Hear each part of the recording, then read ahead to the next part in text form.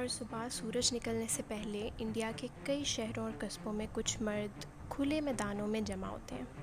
وہ ایک زعفرانی جھنڈے کے سامنے لائن بنا کے کھڑے ہوتے ہیں، پھر ایکسرسائز کرتے ہیں، ڈرل کرتے ہیں اور ہندو سماج کے بارے میں باتیں سنتے ہیں۔ انہیں بتایا جاتا ہے کہ وہ کون ہے، انہیں کس چیز سے خطرہ ہے اور انہیں کیسا بننا چاہیے۔ اس روزانہ ہونے والی مجلس کو شکھا کہا جاتا ہے، اور جو لوگ اس میں شامل ہوتے ہیں وہ راشٹریہ سویم سیوک سنگھ یعنی RSS سے تعلق رکھتے ہیں۔ آج RSS کو اکثر انڈیا کی حکمران جماعت BJP کی نظریاتی بنیاد بھی کہا جاتا ہے، لیکن RSS کو سمجھنے کے لیے ہمیں آج کے انڈیا سے نہیں بلکہ برٹش دور کے ہندوستان سے شروع کرنا ہوگا۔ اس وقت ایک بڑا سوال پوچھا جا رہا تھا، اگر ہندوستان آزاد ہو جائے گا تو اس کی اصل پہچان کیا ہوگی؟ کیا وہ ہر مذہب کے لوگوں کا ایک طرح کا سیکولر ملک ہوگا، یا ایک ہندو تہذیب جہاں قومی شناخت کا مرکز ہندو آئیڈینٹی ہوگی؟ RSS اسی دوسرے خیال سے پیدا ہوئی تھی۔ یہ نہ پولیٹیکل پارٹی تھی، نہ ریلیجس سیکٹ۔ اسے ایک منظم آرگنائزیشن کے طور پر بنایا گیا تھا جس کا مقصد ہندو سماج کو اندر سے بدلنا تھا۔ اس کی کہانی شروع ہوتی ہے 1925 میں سینٹرل انڈیا کے شہر ناگپور سے۔ کیشو بالی رام ہیڈگیور ناگپور کے ایک براہمن خاندان سے تعلق رکھنے والے ایک ڈاکٹر تھے۔ وہ کانگریس اور انڈین نیشنلسٹ موومنٹ سے بھی جڑے رہے اور عدم تعاون تحریک میں بھی شامل ہوئے، لیکن وقت کے ساتھ وہ کانگریس سے تھوڑا مایوس ہونے لگے۔ وہ چاہتے تھے کہ انگریز ہندوستان چھوڑ دیں، لیکن ان کے نزدیک مسئلہ صرف انگریزوں کی حکومت نہیں تھا۔ انہیں لگتا تھا کہ ہندوستانی سماج کے اندر بھی ایک گہری کمزوری ہے۔ ہیڈگیور کے خیال میں ہندوز سیاسی طور پہ بہت کمزور ہو گئے تھے اور بہت تقسیم بھی ہو گئے تھے۔ ان کا ماننا تھا کہ ذات پات، اندرونی اختلافات اور لڑنے کا جذبہ کمزور ہونے کی وجہ سے ہندوز پہلے مسلمانوں کے اور پھر انگریز طاقت کے سامنے کمزور ہو گئے ہیں۔ یہاں ایک بات سمجھنا ضروری ہے، RSS صرف انگریزوں کے خلاف غصے سے پیدا نہیں ہوئی تھی، یہ اس خوف سے پیدا ہوئی تھی کہ ہندوز اپنی ہی تہذیب میں اجتماعی طاقت کھو چکے ہیں۔ اینڈرسن اور داملے کے مطابق ہیڈگیور کو شک تھا کہ کانگریس ہندوز کی وہ وحدت پیدا کر سکتی ہے جو وہ چاہتے تھے، کیونکہ کانگریس مسلمانوں کو بھی شامل کرتی تھی، سیکولر قوم پرست سوچ کے تحت کام کرتی تھی۔ 1920 کی دہائی میں خلافت موومنٹ کے بعد ہندوؤں اور مسلمانوں کے تعلقات بہت خراب ہو گئے تھے اور ان میں کافی لڑائیاں ہو رہی تھیں، اور سیاست میں بھی مذہبی شناخت بہت زیادہ اہم ہوتی جا رہی تھی۔ اسی ماحول میں ہیڈگیور کو لگا کہ ہندوز کو اپنی منظم قوت چاہیے۔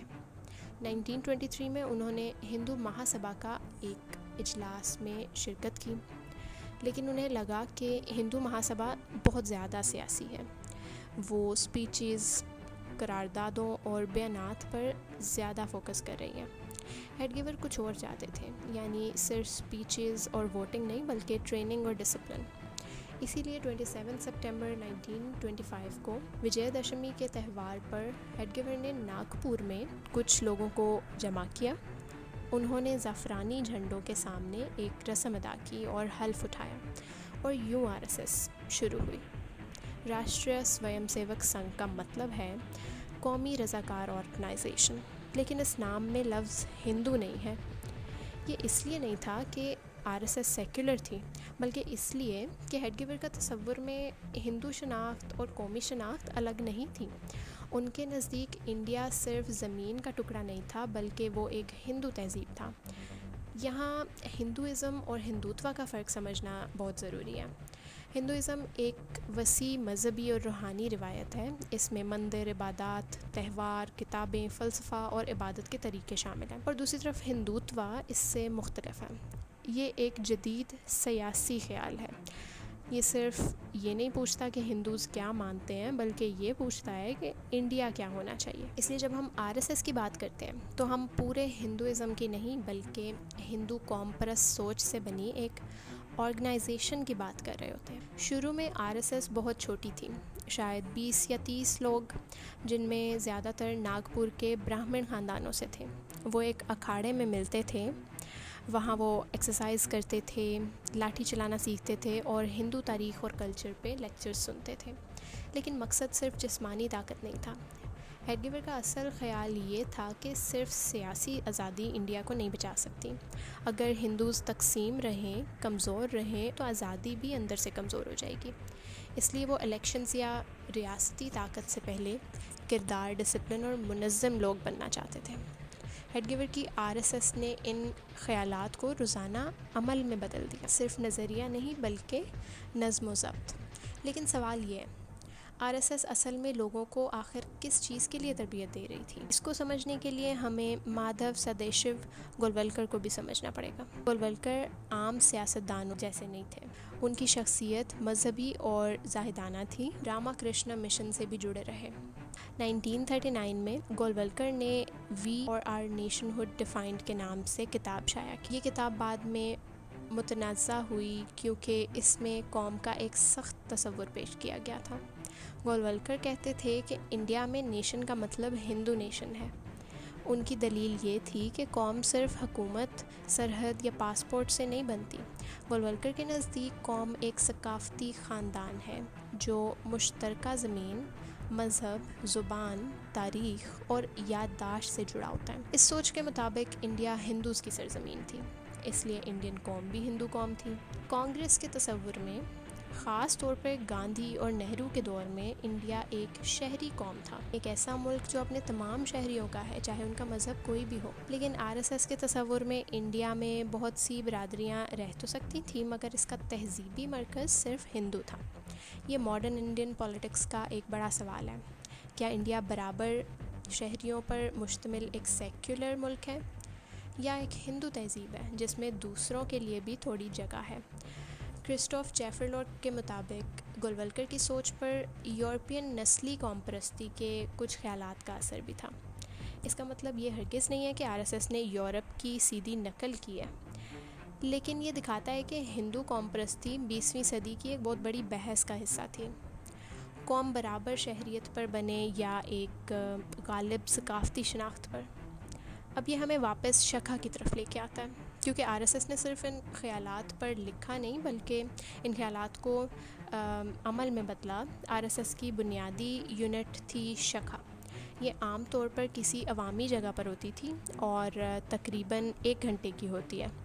رضاکاروں کو سویم سیوک کہا جاتا ہے. وہ زعفرانی جھنڈے یعنی بھگوا دھوج کے سامنے جمع ہوتے ہیں. RSS میں یہ جھنڈا صرف نشان نہیں بلکہ تقریباً گرو یعنی استاد کی حیثیت رکھتا ہے. اس کے بعد جسمانی تربیت بھی ہوتی ہے، یعنی ایکسرسائزز، ڈرلز. پھر بودھک ہوتا ہے، یعنی ہندو تاریخ، RSS کے نظریے، حالات یا اخلاق کی تربیت پہ بات چیت ہوتی ہے. آخر میں دعا اور اجتماعی گانا ہوتا ہے. لیکن اصل بات صرف ایکسرسائز نہیں ہے، شکھا تعلق پیدا کرتی ہے. سوچیں، ایک چھوٹا لڑکا میدان میں آتا ہے، اسے نظم و ضبط ملتا ہے، بھائی چارہ ملتا ہے، ایک شناخت ملتی ہے اور اپنے آپ سے بھی بڑا ایک مقصد ملتا ہے. اینڈرسن اور ڈاملے شکھا کو نوجوانوں کے لیے ایک بدل دینے والا تجربہ کہتے ہیں. یہ RSS کے پھیلنے کی ایک بہت بڑی وجہ تھی. اس نے اوپر سے صرف سپیچز نہیں دیں بلکہ اس نے روزمرہ کی عادتیں بنائیں. شکھا سے زیادہ کمیٹڈ سویم سیوک آگے ٹریننگ کیمپس میں جا سکتے ہیں. ان میں سے کچھ پرچارک بنتے ہیں، یعنی RSS کے فل ٹائم ورکرز.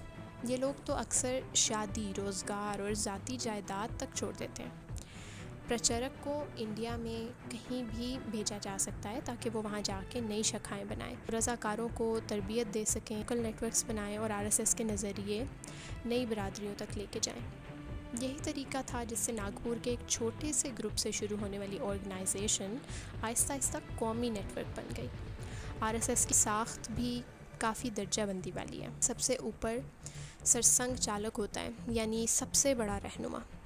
ہیڈگیور 1925 سے 1940 تک اور گولولکر 1940 سے 1973 تک سرسنگھ چالک رہے. قیادت کی تبدیلی عام جمہوری الیکشن کی طرح نہیں ہوتی. پریزنٹ سربراہ سینئر رہنماؤں کے مشورے سے اپنا جانشین نامزد کرتا ہے. لیکن RSS کا اثر صرف مرکزی قیادت سے نہیں آتا، یہ اس کے وسیع تنظیمی خاندان سے بھی آتا ہے جسے ہم سنگھ پریوار کہتے ہیں.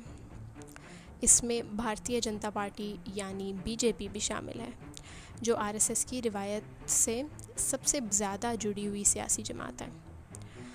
विश्व हिंदू परिषद, अखिल भारतीय विद्यार्थी परिषद और भारतीय मजदूर संघ भी इस वाइडर नेटवर्क का हिस्सा है। आरएसएस कारकुन तैयार करती है और इसकी वाबस्ता ऑर्गेनाइजेशन उन्हीं कारकुनों को समाज के मुख्तलिफ हिस्सों में लेके जाती है। इस तरह आरएसएस ख़ुद को एक सकाफ़ती ऑर्गेनाइजेशन के तौर पे पेश करती है, लेकिन अपने नेटवर्क के ज़रिए सियासत, तालीम, अवामी बहस और समाजी ज़िंदगी पर बहुत असर डालती है। अब सवाल ये आता है कि आरएसएस का इंडिया की आज़ादी की तहरीक से क्या ताल्लुक़ है। इसका जवाब आसान नहीं था। आरएसएस सादा मानी में अंग्रेज़ नवाज नहीं थी। इसके रहनुमा चाहते थे कि इंडिया कॉलोनियल हुकूमत से आज़ाद हो जाए, लेकिन एक ऑर्गेनाइजेशन के तौर पर आरएसएस ज़्यादातर कांग्रेस की क़यादत में चलने वाली आज़ादी की तहरीकों से अलग रही। 1930 से 1931 की सिविल ओबीडियंस मूवमेंट के दौरान हेडगेवर ने ज़ाती तौर पर हिस्सा लिया, लेकिन उन्होंने वाज़े किया कि आरएसएस ऑर्गेनाइजेशन के तौर पर इसमें शामिल नहीं हो रही। एक वजह ये भी थी कि अगर आरएसएस खुल के सियासी नज़र आती तो अंग्रेज़ इसे बैन कर देते, जबकि ये ऑर्गेनाइजेशन अभी कमज़ोर और नई थी। लेकिन इसके पीछे एक गहरी नज़रियाती वजह भी थी। हेडगेवर के नज़दीक असल काम फौरी सियासी एहतजाज नहीं, बल्कि एक लंबी मुद्दत की हिंदू तंजीम साजी था। वो समझते थे कि हिंदू वहदत और नज़्म ज़ब्त के बगैर आज़ादी एक मजबूत कौम पैदा नहीं करेगी। ये मौक़िफ़ आज तक तनकीद का मौजू है। नाक़दीन पूछते हैं कि अगर आरएसएस वाकई कौम परस्त थी तो इसने आज़ादी की तहरीक में भरपूर हिस्सा क्यों नहीं लिया। आरएसएस का जवाब यही है कि हिंदू किरदार और ऑर्गेनाइजेशन बनाना भी कौम की खिदमत ही है। सच्चाई सादा नहीं है। कुछ इंडिविजुअल्स स्वयं सेवक अंग्रेज़ मुखालिफ एक्टिविटीज़ में शामिल हुए, कुछ जेल भी गए और कुछ बाद में इनकलाबी या सियासी तहरीकों में भी शामिल हुए, लेकिन इदारे के तौर पर आरएसएस कांग्रेस की मरकज़ी आज़ादी की तहरीक से अलग ही रही। ये अलहदगी आज़ादी के बाद और भी मुतनाज़ा हो गई। 1947 में इंडिया तकसीम हुआ, पाकिस्तान बना। फ़िरका वाराना तशद्दुद में लाखों लोग मारे गए और बेघर हुए। फिर जनवरी 1948 में महात्मा गांधी को नाथूराम गोडसे ने कत्ल कर दिया। वो एक हिंदू कौम परस्त था और कभी आरएसएस से वाबस्ता रह चुका था। आरएसएस पर पाबंदी लगा दी गई और इसके किरदार, नज़रिए और असर रसूख को कौमी सतह पर सख्त जांच का सामना करना पड़ा। और इस लम्हे के बाद आरएसएस सिर्फ पस मंज़र में रहने वाली ऑर्गेनाइजेशन नहीं रही। जब इंडिया आज़ाद हुआ उस वक्त आरएसएस 2 दहाइयों से ज़्यादा अरसा की एक चीज़ बना चुकी थी जो सिर्फ सियासी जमात से ज़्यादा गहरी थी, एक मुनज़्ज़म नज़रियाती नेटवर्क। आने वाली दहाइयों में यही नेटवर्क आहिस्ता आहिस्ता इंडियन सियासत के किनारों से निकलकर मरकज़ तक पहुंच गया। इसलिए आरएसएस को सिर्फ एक रज़ाकार ऑर्गेनाइजेशन या सिर्फ बीजेपी के पीछे सियासी असर समझना काफ़ी नहीं है। इसे एक तवील मुद्दत नज़रियाती नेटवर्क के तौर पे समझना होगा। एक ऐसा नेटवर्क जो नज़्म ज़ब्त, हिंदू कौम परस्त सोच और इस ख़याल के इर्द गिर्द बना है कि इंडिया की कौमी शनाख्त की बुनियाद हिंदू तहज़ीब होनी चाहिए। कोई इसे सकाफ़ती एहया समझे या अक्सरियाती सियासत, एक बात तो वाज़ेह है, आरएसएस जदीद इंडियन तारीख़ की सबसे बाअसर ऑर्गेनाइजेशंस में से एक बन चुकी है।